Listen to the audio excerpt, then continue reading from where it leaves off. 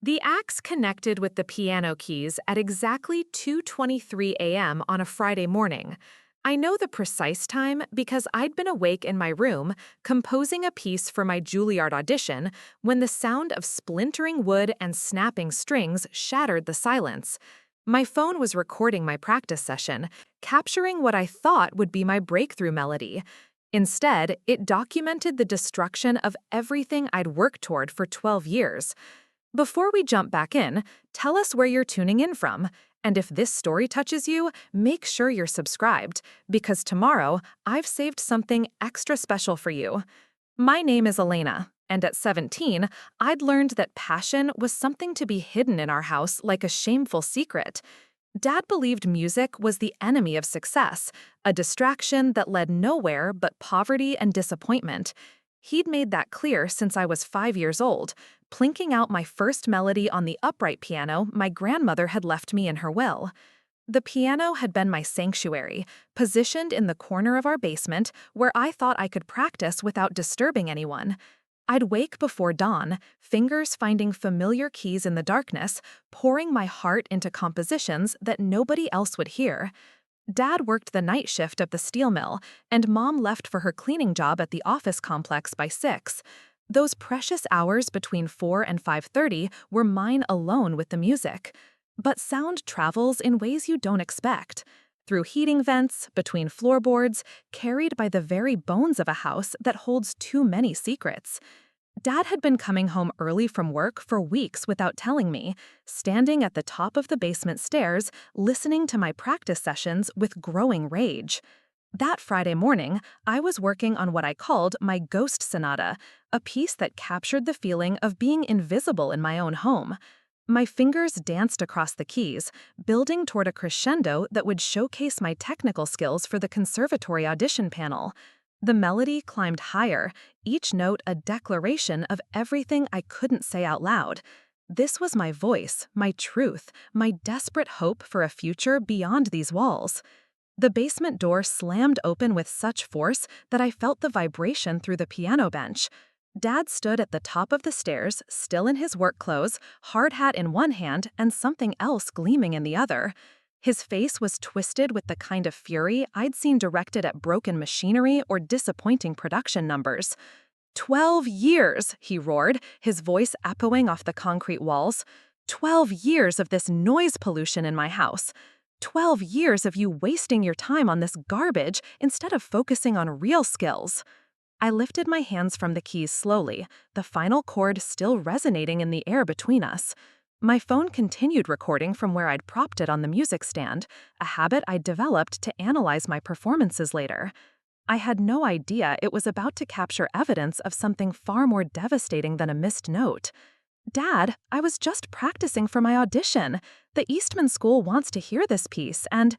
Eastman School? His laugh was harsh, like metal scraping against metal. You think I'm going to pay for you to waste 4 years learning how to be a professional failure? Musicians don't make money, Elena. They beg on street corners and wait tables between gigs that don't exist. He started down the stairs, and I finally saw what he was holding. The emergency axe from his truck, the one he kept for breaking through ice on winter calls. The blade caught the fluorescent light from the basement ceiling, throwing sharp reflections across the walls. Music is for failures, he continued, his voice getting quieter as he got closer, which was somehow more terrifying than his shouting. People who can't handle real work, real responsibility. I've been listening to you down here, filling your head with fantasies about concert halls and audiences, but that ends tonight. I pressed myself against the piano bench, my back against the keys, accidentally creating a discordant cluster of notes that seemed to punctuate his words. The sound made him flinch, as if the piano itself was arguing with him. "Please don't," I whispered, understanding what he intended to do. "Grandma left this to me. It's all I have left of her." "Your grandmother was a dreamer too," he spat. "Look where it got her, dead at 62 with nothing to show for a lifetime of music except a bunch of old sheet music and a piano nobody wanted." That wasn't true. Grandma had been the church organist for 40 years, had taught piano lessons that helped dozens of kids in our neighborhood discover their own musical voices. She'd been respected, beloved, remembered. But Dad had never seen value in anything that couldn't be measured in dollar signs or production quotas. "Dad, please, I'll practice quieter. I'll use headphones, or I won't practice at home at all. Just please." The axe rose above his head like a conductor's baton before the final movement. I scrambled off the bench, backing toward the corner as he brought it down with all his strength. The blade split the piano's lid with a crack that sounded like breaking bones. Wood splinters flew across the basement, and something inside me broke along with the instrument. "No!" I lunged forward, trying to protect the keys, but he shoved me aside with his free hand. I stumbled backward, hitting the concrete wall hard enough to leave a bruise that would last for weeks. The second blow landed on the keyboard itself. Keys scattered like broken teeth, the ivory and ebony flying in all directions. Some of the hammers snapped, their felt heads rolling across the floor like fallen soldiers. The sound was apocalyptic, a symphony of destruction that made my ears ring. Dad was methodical in his demolition, working his way from the treble down to the bass, destroying each octave with deliberate precision. The high C that had sung so sweetly in my composition cracked in half. The low F that had provided the foundation for so many of my pieces split right down the middle. "This is what happens to dreams," he grunted between swings. "They break, they fall apart, they leave you with nothing but splinters and regret."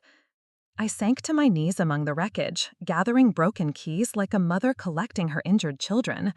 My phone was still recording from the music stand, capturing not just the destruction, but also my sobs, Dad's angry justifications, the sound of dreams being murdered in real time. When he finally stopped, breathing heavy from the exertion, the piano looked like the skeleton of something that had once been beautiful. The strings hung loose like severed nerves, and the soundboard had a gaping hole where the axe had punched through. Years of careful tuning, of gentle maintenance, of treating the instrument like the precious gift it was, all undone in 5 minutes of rage. "Maybe now you'll focus on something practical," Dad said, tossing the axe aside. It clattered across the concrete floor, the sound harsh and final. "Your mother and I talked to the community college. They have a good nursing program." Preparing and narrating this story took us a lot of time, so if you are enjoying it, subscribe to our channel. It means a lot to us. Now back to the story. Stable job, decent pay, something useful. He climbed the stairs without looking back, leaving me alone with the corpse of my musical dreams. The basement fell silent except for my crying and the occasional ping of a piano wire finally snapping under the released tension. I stayed down there until dawn, surrounded by the debris of everything I'd worked for. My Ghost Sonata would never be completed. My Eastman audition was in 3 weeks, and I had no instrument to practice on. 12 years of lessons, of competitions, of small victories and growing confidence, all reduced to kindling and scrap metal. But as I sat there in the wreckage, my phone still recording the aftermath, I realized something that Dad hadn't expected. The music wasn't in the piano, it was in me. Every scale I'd practiced, every piece I'd memorized, every composition I'd created, it was all still there in my mind and my muscle memory. The piano was just wood and wire and felt. The music was something else entirely, something that couldn't be destroyed with an axe or silenced with threats or killed with discouragement. And somehow, in that moment of complete devastation, I found something I'd never had before when the piano was whole. I found my voice. I climbed the basement stairs on trembling legs, my phone clutched in my hand like a lifeline. The recording was still running, now capturing 47 minutes of destruction, tears, and something else I couldn't quite name yet. Upstairs, the house had returned to its usual morning silence. Mom was probably already at work, blissfully unaware that my future had just been demolished along with Grandma's piano. Dad sat at the kitchen table with his coffee and newspaper, acting as if he hadn't just destroyed 12 years of my life. His work clothes were dusty with piano debris, small splinters of wood caught in his sleeve cuffs, but his expression was calm, almost satisfied. He looked up when I entered, his eyes noting my tear-streaked face with apparent indifference. "Good," he said, turning a page of the sports section. "Maybe now you'll stop living in Fantasyland and start preparing for the real world. I called the community college while you were downstairs wallowing. You have an appointment with a counselor on Monday to discuss the nursing program." I stared at him, this man who had raised me but never really known me, who thought love meant crushing anything that made me different from his narrow vision of success. The weight of my phone in my hand reminded me that I had evidence of what had just happened, though I wasn't sure yet what I would do with it. "I need to shower," I said quietly, not trusting myself to say more. "Good idea. You smell like failure." I made it to my bedroom before the second wave of grief hit me. Everything in my room told the story of a girl whose heart lived in music. Sheet music stacked on my desk, concert programs tacked to my bulletin board. A small keyboard I'd bought with babysitting money, positioned by the window where I could practice fingering exercises silently. None of it seemed to matter anymore. I sat on my bed and finally stopped the recording on my phone. 49 minutes and 37 seconds. I stared at the file, this digital monument to the end of everything I'd dreamed of becoming. My finger hovered over the delete button. Part of me wanted to erase the evidence, to pretend it had all been a nightmare. Instead, I uploaded it to 3 different cloud storage accounts. The shower water ran cold by the time I finished crying under the spray. I dressed for school mechanically, my mind struggling to process how I was supposed to sit through advanced placement English and calculus when my entire future had just been rewritten without my consent. The Eastman School of Music audition was in 19 days. I'd been preparing for it since freshman year, building my repertoire, perfecting my technique, crafting personal statements about my passion for composition. Now I had no way to practice, no instrument to demonstrate my abilities, and no support from the people who were supposed to love me most. At school, I moved through my classes like a ghost. My best friend Marcus noticed immediately that something was wrong. He'd been my duet partner in advanced music theory, the only person who understood why I spent my lunch periods in the practice rooms instead of the cafeteria. "Elena, you look like someone died," he whispered during chemistry lab. "What happened?" I almost laughed at his choice of words. Someone had died. The musician I'd been becoming, the future composer who lived in my dreams, the girl who found joy in the spaces between notes. She'd been murdered at 2:23 this morning with an emergency axe. "My dad destroyed my piano," I said simply. Marcus's face went through several expressions before settling on horrified disbelief. "What do you mean destroyed?" "I mean, he took an axe to it. It's in pieces in my basement." "Elena, that's insane. Why would he do that? Your Eastman audition is in 3 weeks." The reminder hit me like a physical blow. I'd been trying not to think about the audition, the culmination of years of preparation. My teacher, Mrs. Chen, had been so proud when I'd been invited to audition. She'd stayed after school countless times to help me perfect my performance pieces, had written recommendation letters that made me sound like the next prodigy. "He thinks music is for failures," I said, borrowing Dad's exact words. "He wants me to be a nurse instead." Marcus shook his head slowly. "That's not his choice to make. You're 17, Elena. 1 more year and you can make your own decisions about college." But I knew it wasn't that simple. College cost money I didn't have, and my parents controlled every dollar of my potential financial aid. Without their support, my dreams of music school were as shattered as the piano keys scattered across the basement floor. That afternoon, I found myself walking toward the music wing instead of the bus line. Mrs. Chen was in her office grading papers when I knocked on her doorframe. She looked up with the smile she reserved for her most dedicated students, but it faded quickly when she saw my expression. "Elena, what's wrong?" I stepped into her office and closed the door behind me. The walls were covered with photos of former students who'd gone on to music schools, professional orchestras, teaching positions. I'd imagined my picture joining them someday, another success story in Miss Chen's legacy. "My father destroyed my piano last night," I said without preamble. Mrs. Chen set down her red pen slowly. "I'm sorry, can you repeat that?"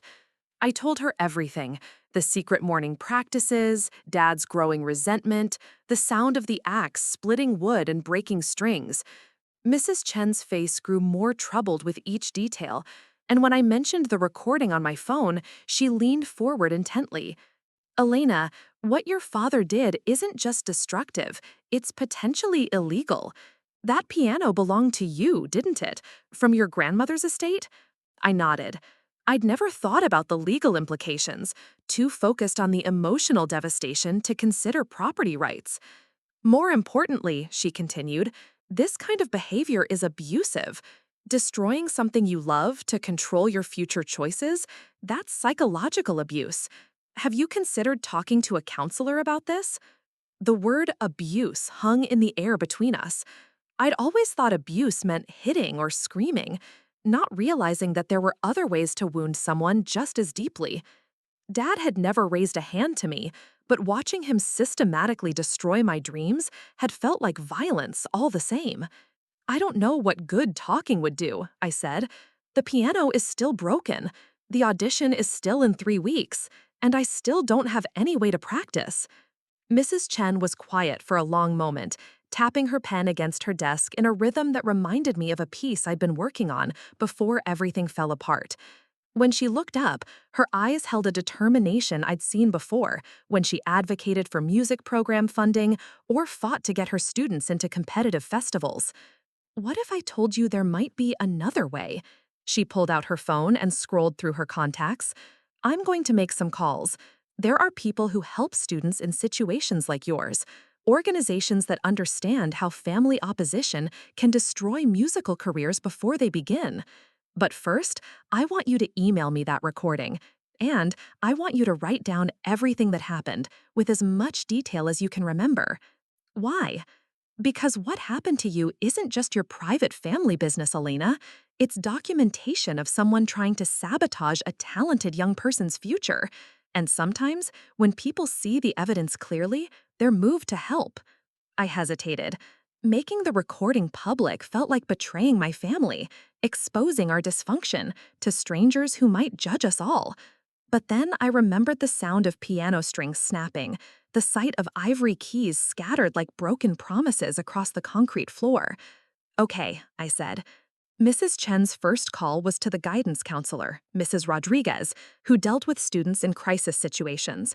Her second was to someone she called simply David, who apparently ran a nonprofit that provided instruments to students who couldn't afford them. Her third call was the one that changed everything. Dr. Morrison, she said into the phone, it's Patricia Chen. I have a student who needs your help. Dr. Morrison, it turned out, was the head of admissions at a prestigious music conservatory 3 states away. He was also Mrs. Chen's former college roommate and someone who'd been following her recommendations for over 15 years. She put the call on speaker so I could hear his voice, warm and interested despite the strange circumstances. Tell me about this student, Pat. Mrs. Chen looked at me as she spoke. Exceptional composer, advanced technical skills, accepted for audition at Eastman in 3 weeks. But her father destroyed her piano yesterday because he disapproves of her musical ambitions. She has no instrument to practice on and no family support for pursuing music. There was a pause on the other end of the line. How destroyed are we talking about? Axe, I said quietly. He used an emergency axe. Another pause, longer this time. Do you have documentation of this? A recording, Mrs. Chen said. 49 minutes of the destruction and aftermath. Send it to me, Dr. Morrison said immediately, along with any samples of her compositions and her academic transcripts. If this girl is as talented as you say, and if her family situation is as problematic as it sounds, we might be able to help. After the call ended, Mrs. Chen turned to me with something I hadn't seen in anyone's eyes since Grandma died. Hope.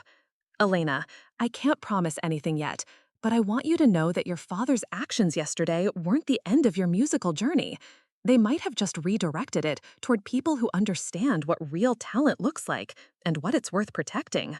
For the first time since 2:23 that morning, I allowed myself to imagine that maybe, just maybe, the music wasn't dead after all. Dr. Morrison called me directly 2 days later, while I was sitting in the school library, staring at blank sheet music paper and trying to reconstruct my Ghost Sonata from memory. His voice was kind but professional, the tone of someone who'd made difficult decisions about young people's futures many times before. Elena, I've reviewed your materials and listened to your recording. I want you to know that what happened to you is unconscionable, and I'm sorry you've had to endure this kind of treatment for pursuing something you love. I gripped the phone tighter, afraid to hope but unable to stop myself. Thank you, Dr. Morrison.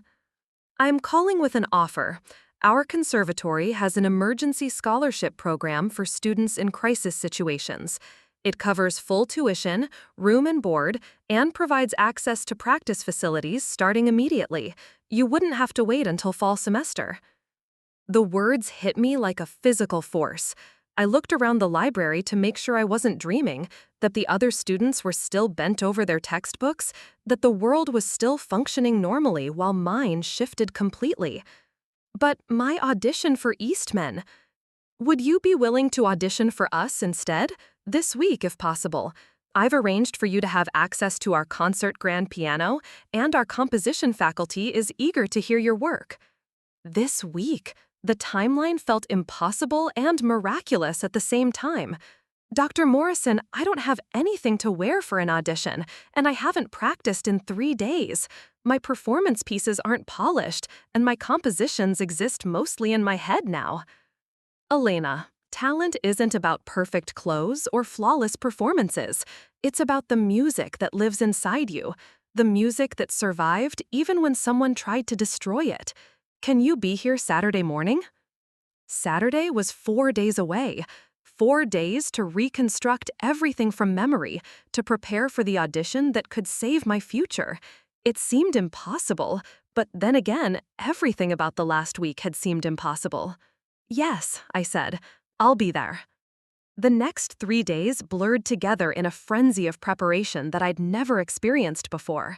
Mrs. Chen arranged for me to use the school's piano before and after hours, and David from the nonprofit organization somehow found a digital piano that he delivered to my house Wednesday evening. When Dad saw him unloading it from his truck, his face turned the familiar shade of purple that meant trouble.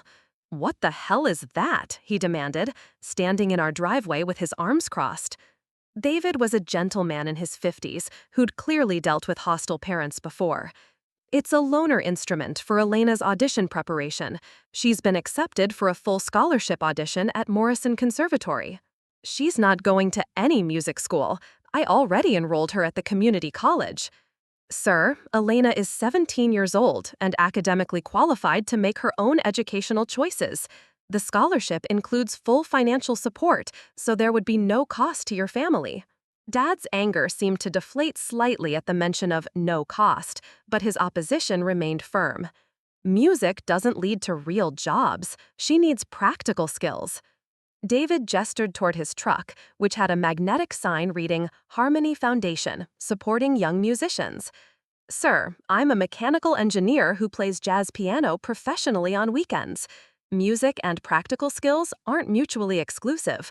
Elena has a rare gift, and scholarship committees don't offer full rides to students who aren't exceptional." I watched this conversation from my bedroom window, amazed that someone was advocating for me to my father's face. Dad eventually stalked back into the house without helping carry the piano, but he didn't stop David from setting it up in the living room either. That night, I played until my fingers cramped.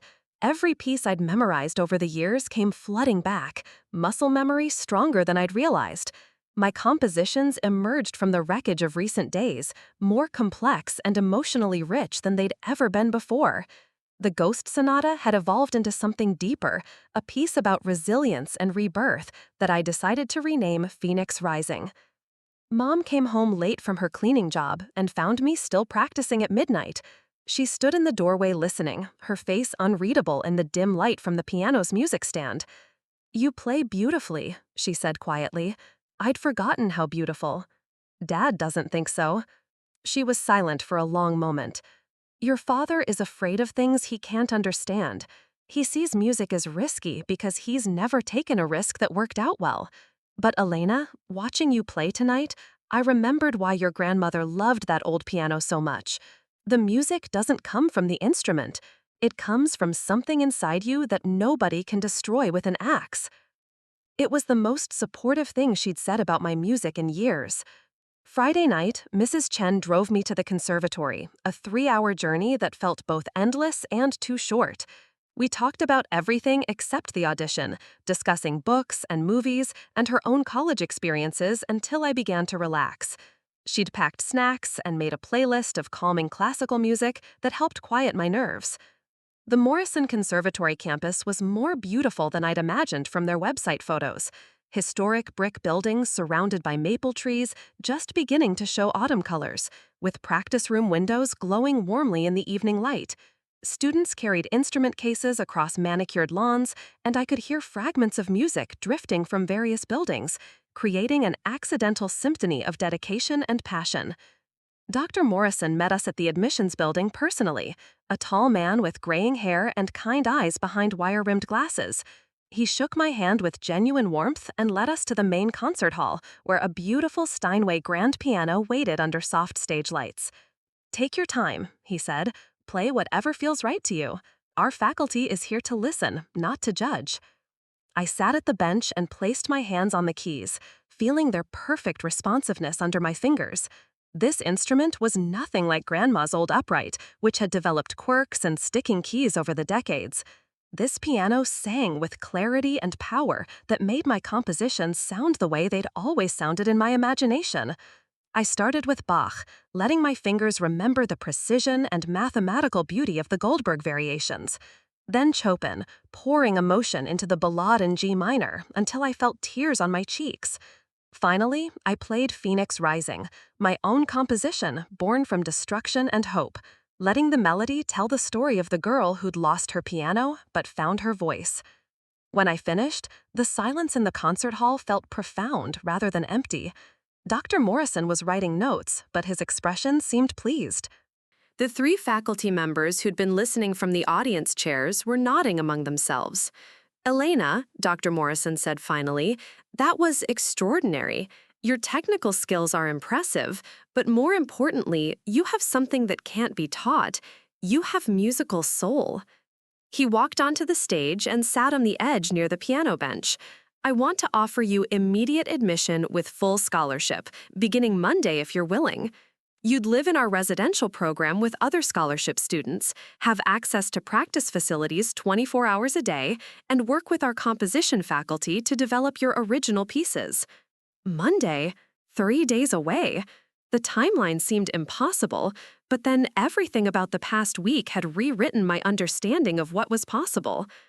"What about my parents? I'm still 17. "Mrs. Chen has been working with our legal department and your school counselor. Because you're 17 and academically capable of college-level work, and because there's documentation of your home situation being detrimental to your educational goals, you can enroll as an emancipated minor. Your parents' consent isn't required." The recording had done more than document the destruction of my piano.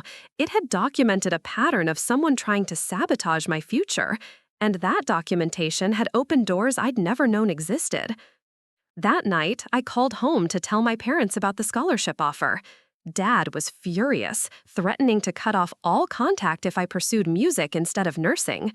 Mom was quieter, but I could hear something like pride in her voice when she said she hoped I'd be happy.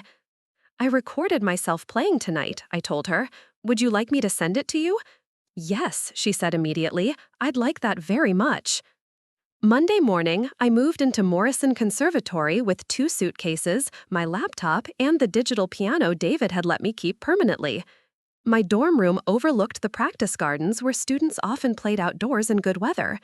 My roommate was a violinist from Oregon whose parents had also opposed her musical ambitions until she'd won a national competition. 6 months later, I performed Phoenix Rising with the Conservatory Orchestra in our spring concert. Mrs. Chen drove 3 hours to attend, beaming with pride from the audience. Mom came too, without Dad, and cried during my solo performance. The piece had evolved again, incorporating themes of recovery and triumph that reflected my new reality. What had started as a ghost sonata about being invisible had become a Phoenix Rising about finding strength in destruction. Dr. Morrison approached me after the concert with news that would have seemed impossible a year earlier. A music publisher wanted to license Phoenix Rising for a collection of contemporary compositions by young artists. My piece, born from the wreckage of Grandma's piano and Dad's rage, would be performed by students around the world. Last week, I received my acceptance letter to graduate school with full funding to pursue a master's degree in composition. I've written 17 original pieces since starting at Morrison, each one stronger than the last, each one proof that talent can survive attempts to destroy it. I still have the recording from that terrible morning when Dad destroyed my piano. I've never listened to it again, but I keep it saved in multiple places, not as evidence of destruction, but as proof of survival. 49 minutes and 37 seconds that changed my life by documenting the moment when someone tried to silence my music and accidentally amplified it instead. Dad was wrong about musicians being failures. I'm performing professionally now, teaching private lessons and preparing for a career that will let me spend my life surrounded by the thing I love most. But he was right about one thing, though not in the way he intended. Music is for failures. It's for people who fail to accept limitations, who fail to give up on their dreams, who fail to let other people's fears define their futures. I failed to become the practical, quiet daughter he wanted, and I've never been happier about failing at anything in my life. The axe that connected with my piano keys at 2:23 that Friday morning didn't destroy my music. It set it free. 3 years have passed since that devastating morning, and I'm writing this from my apartment near Lincoln Center in New York City. The walls are lined with framed sheet music, concert programs, and photographs from performances that would have seemed like impossible dreams when I was 17 and heartbroken in my parents' basement. But the most meaningful decoration in my home isn't any of those professional achievements. It's a small, framed piece of splintered wood mounted next to my piano, a fragment I saved from Grandma's destroyed instrument that serves as a daily reminder of where this journey truly began. Yesterday marked exactly 3 years since my first performance of Phoenix Rising at Morrison Conservatory, and I celebrated by doing something I'd been planning for months. I drove back to my hometown, not to visit my family, but to meet with the high school students in Mrs. Chen's advanced music program. She'd invited me to speak about pursuing music despite opposition, about finding pathways when the obvious doors slam shut. The school looked smaller than I remembered, but the music wing still hummed with the same energy that had sustained me through those difficult final months of high school. Mrs. Chen, now graying at the temples but still fierce in her advocacy for her students, introduced me to a room full of teenagers who reminded me powerfully of my younger self. Their eyes held the same mixture of passion and uncertainty, the same desperate hope that their love for music might somehow translate into a sustainable future. "How many of you have been told that music isn't practical?" I asked them. Nearly every hand in the room went up. "How many have family members who want you to choose something more stable, more guaranteed?" The same hands remained raised, some students nodding with rueful recognition. I told them my story, not the sanitized version that might appear in a conservatory brochure, but the real one, about secret morning practice sessions and the sound of an emergency axe splintering wood and wire, about the recording that documented my destruction and ultimately opening doors I'd never known existed, about the adults who stepped in when my own parents couldn't see beyond their fears.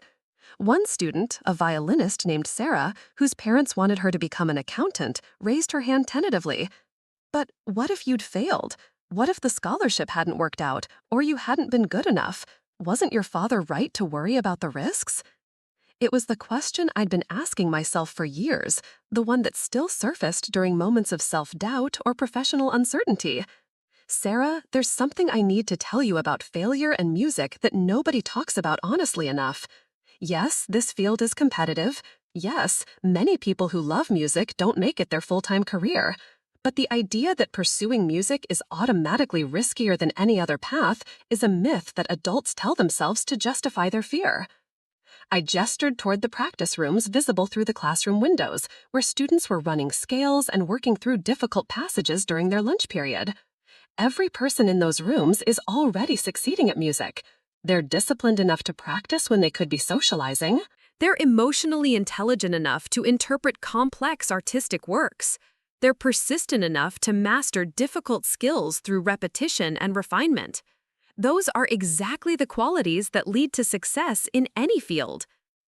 Another student, Marcus, who played trombone and dreamed of joining a professional orchestra, asked about the practical aspects of making music a career. I pulled out my phone and showed them my calendar for the next month. Teaching private lessons, performing with a chamber ensemble, working as a rehearsal pianist for a dance company, composing music for a small theater production, and leading workshops at summer music camps. This is what a musical career actually looks like for most of us, I explained. It's not Carnegie Hall every night. It's multiple income streams that all involve music in different ways. I'm not rich, but I'm financially stable. And more importantly, I wake up every morning excited about my work. The conversation continued for over an hour, covering everything from college applications to dealing with family pressure to developing thick enough skin for auditions and competitions. As the students filed out to return to their afternoon classes, Sarah lingered behind. "Elena," she said quietly, "I recorded our conversation on my phone. Is that okay? I want to play it for my parents tonight." I smiled, remembering my own recording from 3 years earlier and how dramatically it had changed my life's trajectory. Of course. And Sarah, if they still don't understand after hearing it, remember that their fear comes from love, even when it feels like opposition. They want you to be safe and successful. They just don't understand that safety and success can look different than they imagine. After leaving the high school, I drove to the cemetery where Grandma was buried. Her headstone was simple gray granite with her name, dates, and a small engraved treble clef that I'd requested when I turned 18 and could legally make decisions about her memorial. I sat cross-legged on the grass beside her grave and played Phoenix Rising on my phone, the full orchestral version that had been performed by the New York Youth Symphony last month. "I kept your piano bench," I told her, speaking aloud to the woman who'd first encouraged my musical dreams when I was barely old enough to reach the pedals. "It's in my apartment now, supporting a much better piano than we ever imagined I'd own. And Grandma, I think you'd be proud. The music you taught me to love didn't die when Dad destroyed your piano. It just found new ways to grow." The drive back to New York gave me time to reflect on how profoundly my life had changed since that terrible morning 3 years ago. The girl who'd hidden her practice sessions in the basement before dawn had become a woman who performed regularly in front of hundreds of people. The teenager whose own father had called her dreams worthless now had compositions being performed by professional ensembles in multiple states. But perhaps the most meaningful transformation was in my relationship with my parents. Mom and I talk regularly now, though our conversations are still careful, still rebuilding trust that was damaged during those years when she chose silence over advocacy. She's attended 3 of my New York performances, always crying during Phoenix Rising, always telling me afterward how proud she is that I didn't give up. Dad is a more complicated story. We've had exactly 1 conversation since I moved to Morrison Conservatory. A phone call 2 years ago when he was in the hospital with a heart attack. Mom had called to tell me he was asking for me, and despite everything that had happened between us, I found myself on a train back to Ohio within hours.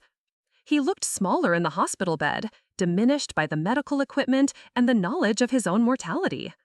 When I walked into his room, he stared at me for a long moment, as if trying to reconcile the successful young woman in front of him with the daughter he'd tried to redirect toward nursing school. "Elena," he said finally, his voice hoarse from the breathing tube they'd removed that morning. "I heard you're doing well with your music." "I am," I replied, not elaborating, not sure where the conversation was headed. "Your mother plays your recordings sometimes when I'm in the garage. I can hear them through the walls."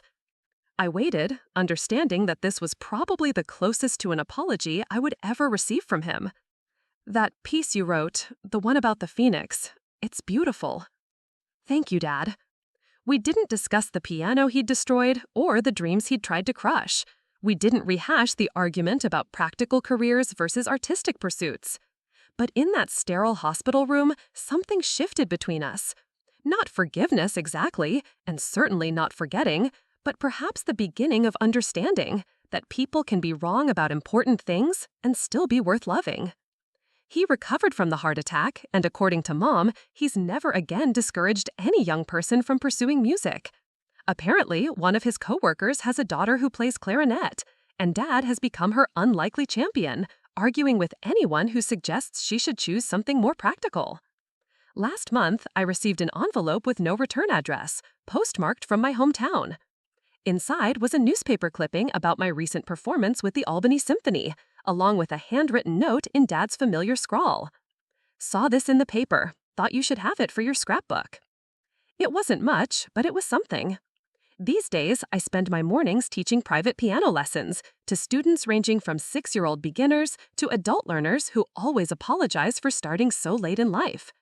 My afternoons are usually devoted to composition, working on pieces commissioned by various ensembles or developing my own artistic projects.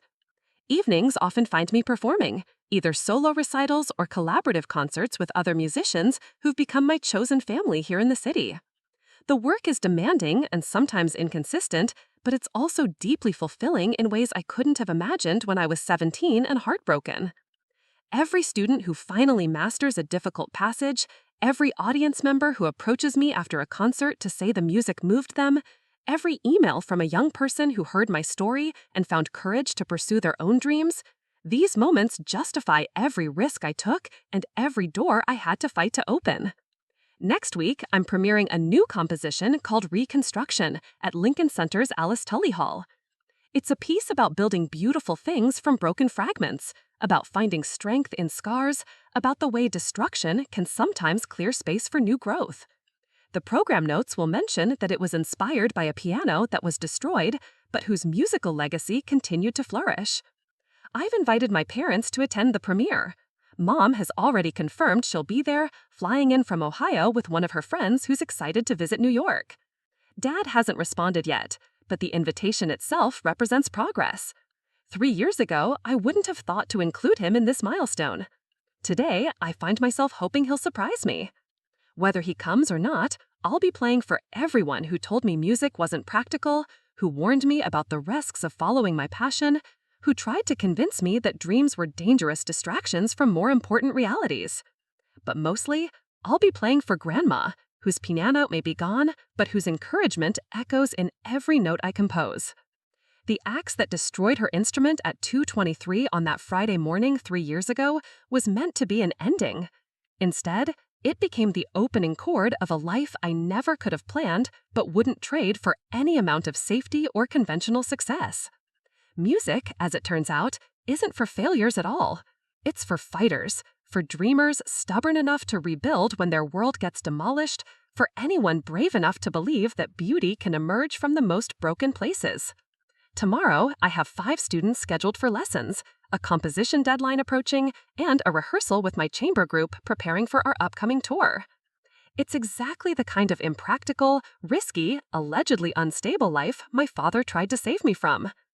I've never been happier to disappoint him. Up next, you've got 2 more standout stories right on your screen. If this one hit the mark, you won't want to pass these up. Just click and check them out.